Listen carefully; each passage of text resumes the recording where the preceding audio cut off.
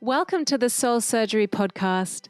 My name is Nikki Clinch, and I am your host.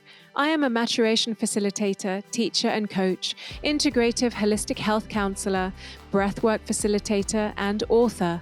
I am the founder of the Academy of Maturation Coaching, the Alchemy of Being, where I train as many people as I can to become powerful spaces for human beings to come home to their authentic truth. Maturation is a powerful evolutionary process of dissolving trauma, breaking free of stuck patterns, and growing and healing at the taproot. Growing out of who we thought we were from the stories led by our past conditioning in order to grow and evolve into who we were born to be. In this podcast, I will be sharing many different things with you, opening up the doorways to my coaching sessions where you can witness with your own eyes how trauma contaminates our reality and how we can dissolve it, heal it at the root, and rewrite the story of our lives, reclaiming our power and reminding each one of us that who we are is wholeness. I will be interviewing some of the world's most prominent teachers in spirituality, healing, transformation, and human evolvement, and sharing with you my own teachings and learnings along the way. And above all, sharing with you my heart. The purpose of this podcast is to remind each one of you who you really are, to open up the doorway to a new possibility, to a new paradigm, to healing, health, transformation, and our evolvement as individuals and a species. So I hope you enjoy today's episode. One thing that you can do for me, if you find this podcast useful and if you love it, please do subscribe. And if you feel called to, leave a review, because reviews really matter. They help to spread the word and help to spread this podcast to as many people as we can. And lastly, if you have any big aha moments, any shifts, any insights in any of these episodes, please do share it with me. Share with me which episode it was, where in the episode it happened, and how it has impacted you and your life. So without further ado, let's get going. I hope you enjoy today's episode on the Soul Surgery Podcast. Hello everyone, welcome to the Soul Surgery Podcast. Today it is just me and I am speaking to you about a topic that I think every single human being on this planet can benefit from. Certainly it is something that I have seen everyone I've ever worked with, and including myself, continually need learning from. So I hope that you find it useful. Today I'm going to be talking about freedom from suffering, the distinction between pain and suffering, and how do we live our lives free of suffering. I think if I were to say that, if I were to ask any person on this planet, or in my world, or in your world, do you want to be free? Do you want to be free? I would imagine that mostly everybody will say yes. Yes, I do. Certainly when I ask the people that I work with, do you want to be your most empowered, authentic self? Do you want to be free? And everybody says yes, immediately, without even any question in their mind. Do you want to be your most empowered, authentic self? Do you want to come home? Do you want to be free? Yes, yes, definitely. I definitely want that. But we say yes without really understanding or letting in or knowing consciously what that means. What does it mean to commit to our freedom? I think that what comes attached to that question and that invitation is this fantasy picture that one day I will wake up if I just do the right things, or if I can just find the right way, or if I can just find the right answers, then one day I'll wake up and I'll be free, and I'll be living in nirvana, in this gorgeous, peaceful place every day for the rest of my life, and I can finally be happy, and when I get there, it'll be great. When I get there one day, someday, it'll be great. So yes, I want my freedom, but it's not like that. That perpetual picture of fantasy, the happy ending, the fairy tale that we are all fed with from almost the day we're born, through movies and magazines and media and advertising and conditioning of human society. If we can just find the answer, the right person, the right job, the right body, the right meditation practice, the right workshop, well then I'll be able to get there.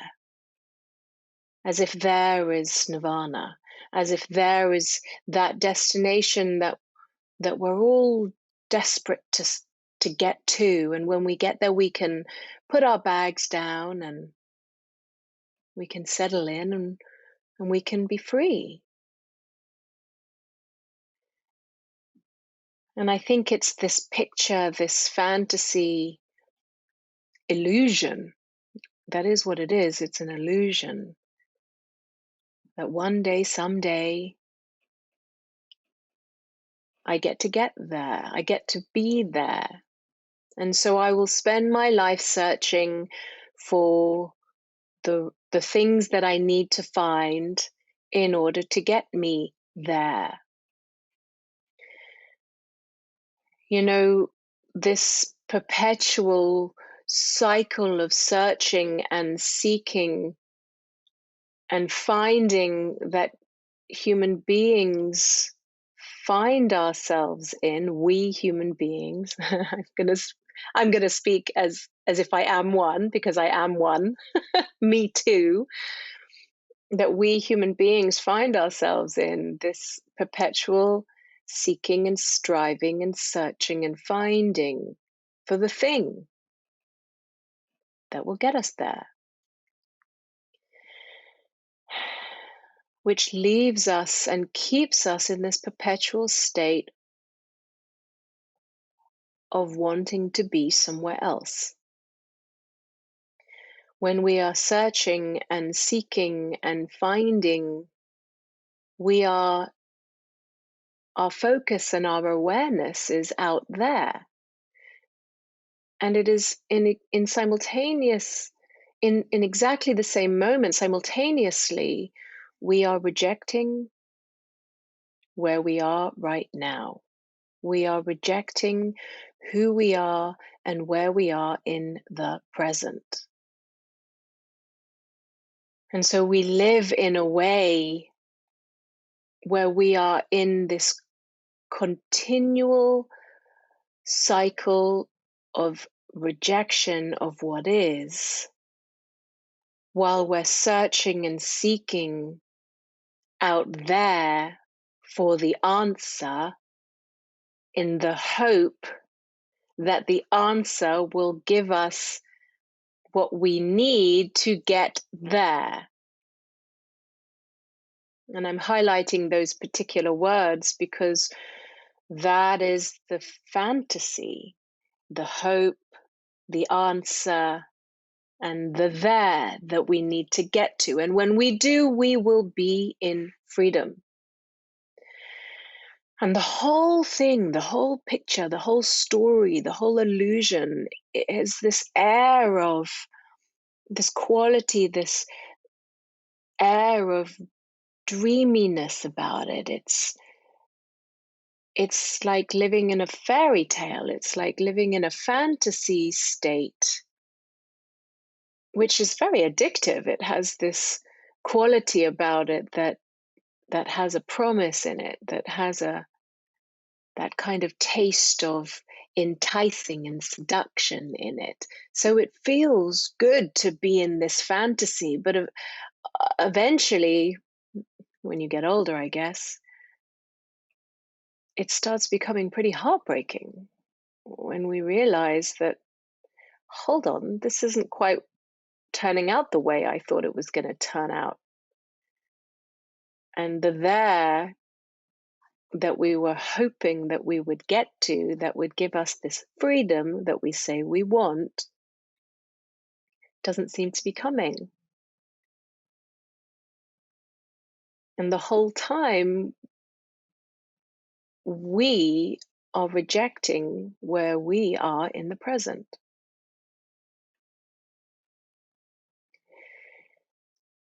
And so, what does it really mean to be asked, do you want to be free? And you say yes. What does that really mean?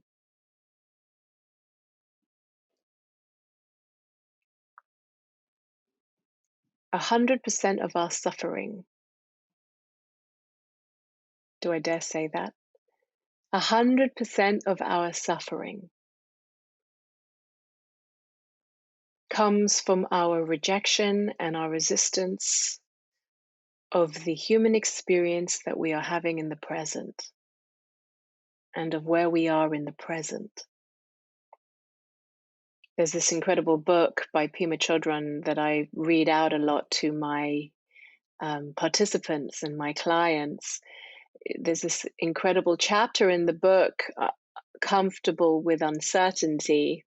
If you haven't read it, I recommend that you do. And it's called Abandon Any Hope for Fruition. And Pema speaks about this perpetual cycle. If we can just find the right meditation practice, if we can just find the right yoga practice, if we can just find the right man, the right woman, the right partner, the right clothes, the right body, the right job, the right house, the right number in our bank account, well then finally I'll be able to wake up to this awakened, conscious, beautiful state of being me in the world. We live in this state of rejection of what is and of who we are. And so our suffering is not a reaction or a response or the result of the thing that we are or are not finding, but from our attachment to looking out there for the better way and the rejection of where we are now and who we are now. There are two ways in which human beings deal with challenge and pain. We either resist or we submit. And resisting is a habit and a pattern of doing whatever we can to avoid, not feel, escape, numb out. And submitting is just completely giving up and going into resignation and losing ourselves in it. But actually, if you really feel into it, they are both the same thing. In both behaviors, we are not being with what is, and we are losing ourselves and departing ourselves in the process. There are two ways in which we human beings deal with challenge and pain. We either resist or we submit, and both of them are a form of resistance and escapism. And when we resist, it persists. And we can build our entire personalities and lives based on strategies on resisting and escaping the pain that we carry within us. And in our resistance of the pain and the challenge that we carry within us, we get caught on this hamster wheel where we have to keep finding the next thing to get away, to get away, to get away, to get away. And in our searching and seeking and finding, we can create an entire lifetime worth of suffering. I remember when I was in my addiction days. I mean, that really is the nature of addiction. For me, people used to say to me, "What was your drug of choice?" And I used to say, escapism. Give me anything, anything to escape having to feel the uncomfortableness that lies within me. Give me drugs, give me men, give me money, give me dieting, give me exercise, give me sex, give me fantasy, give me anything to escape having to be with and feel the uncomfortableness that is within me. And in my very complex strategies of escaping the uncomfortableness and the pain that lies within me, I created an entire lifetime worth of utter suffering. I would wake up in the morning absolutely consumed with thoughts of how I was going to stick to my diet that day, and that was the day I was going to finally be skinny and lovable and become lovable and worthwhile. And then within an hour I would be high, and then I would be binging, and then I would be drinking, and then I would hate myself, and then I would go out and try and find someone to give me attention. And when I look at it now, it was just this hamster wheel cycle of resisting and escaping the pain that I carried within me. But in the process of escaping the pain, I was creating this unbelievable amount of suffering. And when I look at it now, it is absolute insanity. This is the insanity that we human beings live in our attempt to resist and escape the uncomfortableness. We create so much suffering. Buddha says pain is inevitable, but suffering is optional. And I'm going to say that again because I want to invite you to let that land. Pain is inevitable, but suffering is optional. When I ask the women that I work with, do you want to be free? Do you want to come home? And they say yes. It's likely that the next thing I will say is, well, then are you willing to get really uncomfortable?